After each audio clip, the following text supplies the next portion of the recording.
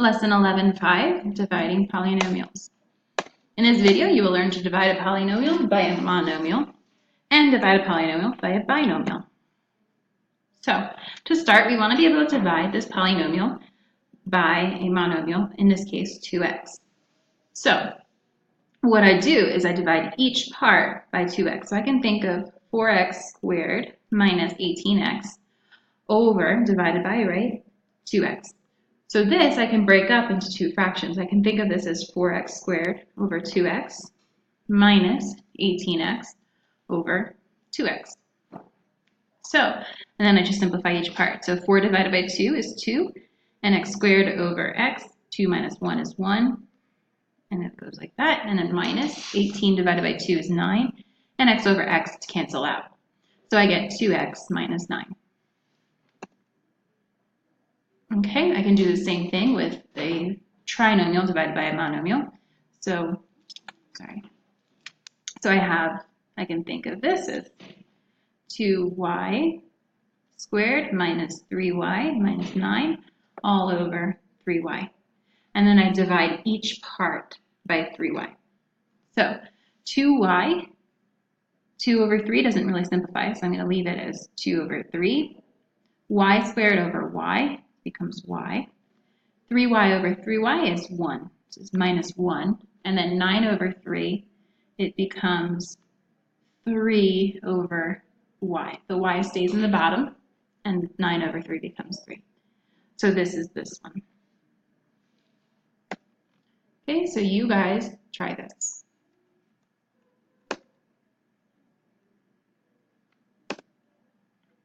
Example 2, divide a polynomial by a monomial.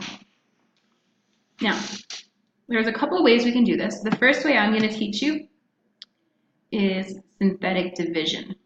So, what we can do is we take what we're dividing by, in this case r plus 3, and I set it equal to 0.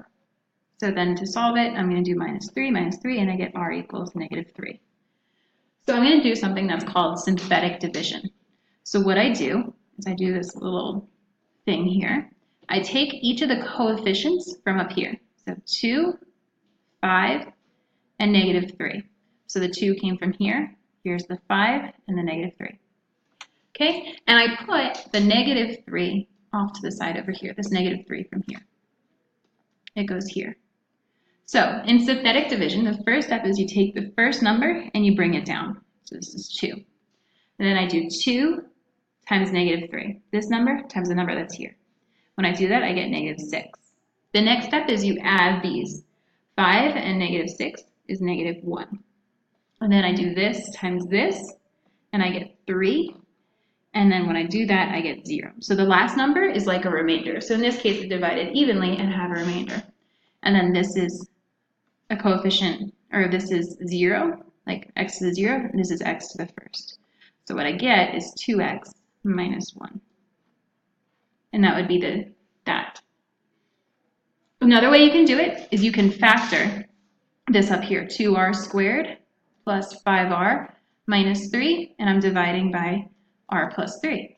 So I can factor this and see if it cancels. In this case, it would factor to 2x minus 1 times r plus 3 over r plus 3, and those r plus 3's cancel, and you're left with 2x minus 1.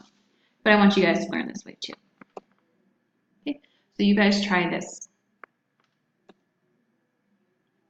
Okay, there's another method that you can use to divide these, and it's called long division. So in long division, it's kind of like we would do long division with numbers. So like if I had 23 divided by 5, I would say, okay, does 5 go into 2? No, but what about into 23? Yes, it goes 4 times, and I get 20.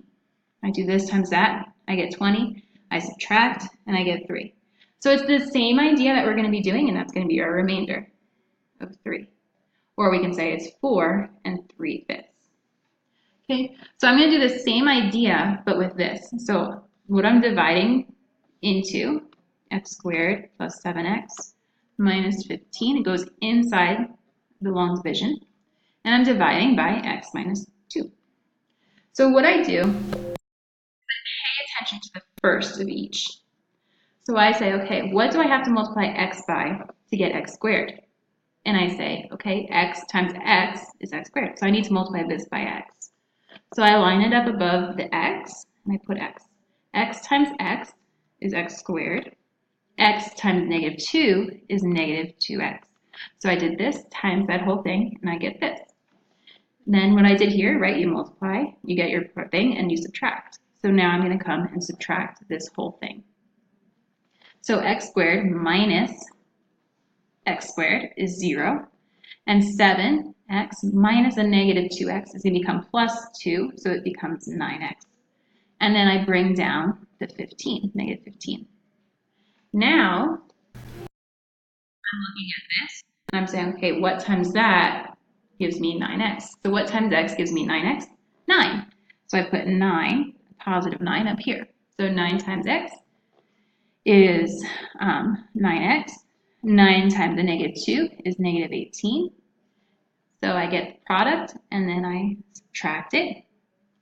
When I subtract, 9x minus 9x is 0, and negative 15 minus a negative 18 is a positive 3, because it becomes plus 18.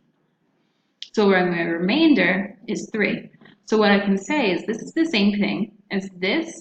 It goes evenly this much, and then I have this as my remainder. So I do plus 3 over what I was dividing by x plus 2. Minus 2, sorry.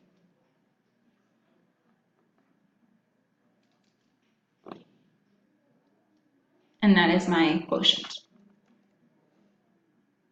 Okay, so you guys give that a try here. Okay, the area of the rectangle is represented by 3x plus 90. Its length is x minus 3. So I want to find 3x plus 90 divided by x plus 3 to determine the width, right? Because area equals length times width. So if I have the length and I have the area, if I want to get the width, I'm going to do area divided by the length, right? Is going to be the width. So I want to do 3x plus 90 over x minus 3. So we can do synthetic division here, or we can do the long division. I'm going to do both so you guys can see both of them again. So synthetic division, you take what you're dividing by, x minus 3, and you set it equal to 0. Then you could do plus 3, and you get x equals 3. So remember, we take the numbers here, 3 and 90, ignoring the variables, just the numbers, and I'm dividing by 3. So first step, you bring down the first one, and I have, that's 3. 3 times 3 is 9, and I add those, and I get 99. So 99 is the remainder. So what this is equal to, it's equal to, this whole thing here is equal to 3 plus 99 over what I was dividing by, which was x minus 3. Okay? So I'm going to do this again with long division now.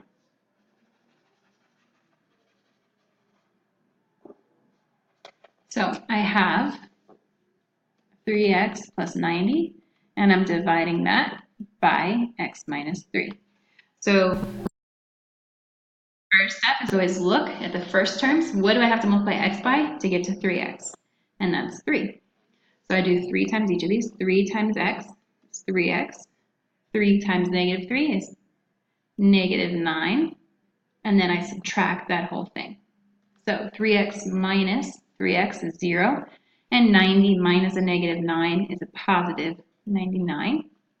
And the remainder always goes added on over what you were dividing by, which is x minus 3.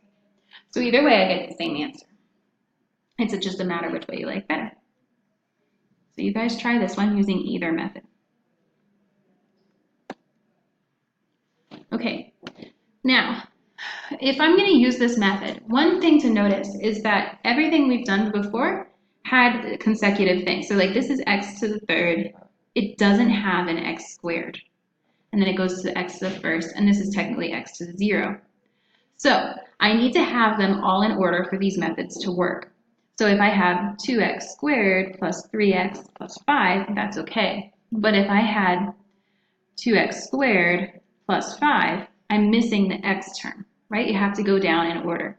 So what I do when I have these situations is I rewrite them with the missing term as a 0 coefficient.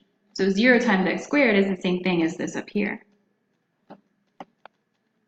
Okay, so I have to go all the way down to the constant with x to the first, then x squared, and then however high it goes. So in this case here, I would rewrite this as x squared plus 0x plus 5 to get the same thing as this.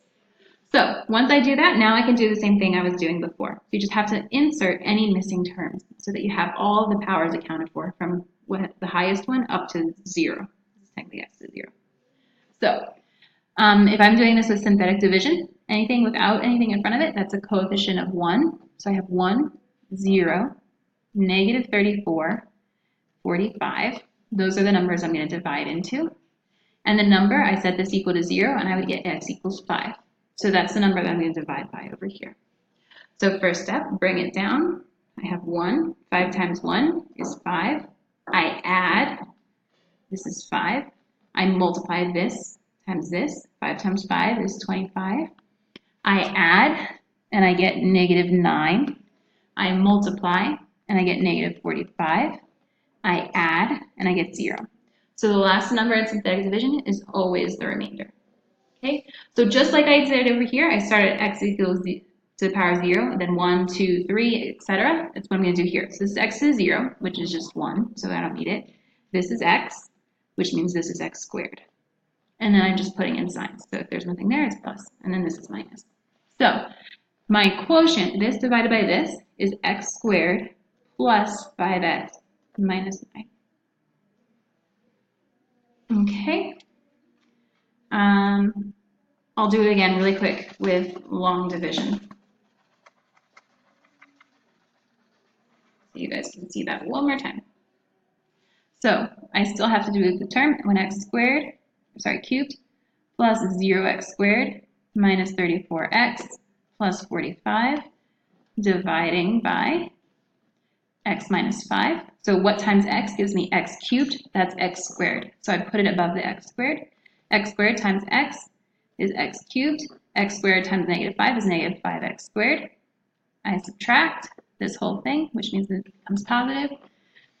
So this cancels, and you get 5x squared. Bring down the following terms. 34x plus 45. Okay, and then I say, okay, what times x gives me 5x squared? And that's going to be 5x. 5x times x is 5x squared. 5x times negative 5 is negative 25x. I subtract this whole thing. So I get these cancel. This becomes plus 25, so you get negative 9x plus 45. And I say, okay, what times x gives me negative 9? And that's negative 9. Negative 9 times x, negative 9x. Negative 9 times negative 5 is positive 45. And then I subtract these.